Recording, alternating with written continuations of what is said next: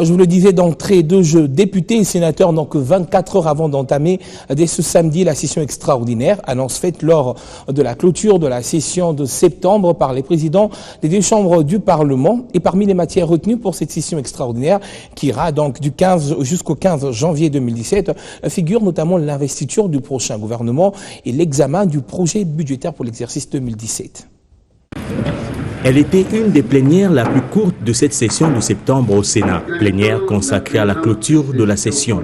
Juste le temps pour le président de la Chambre haute du Parlement de s'exprimer sur son satisfecit du travail abattu lors de ces 3 derniers mois.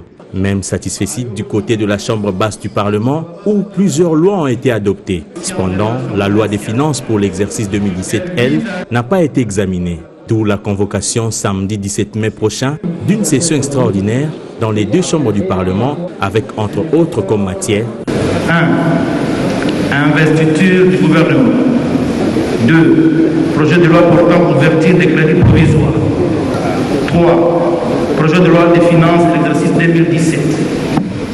4. Projet de loi déterminant les principes fondamentaux relatifs à la mutualité. 5. Proposition de loi portant activité de la sous-traitance en République démocratique du Congo. 6.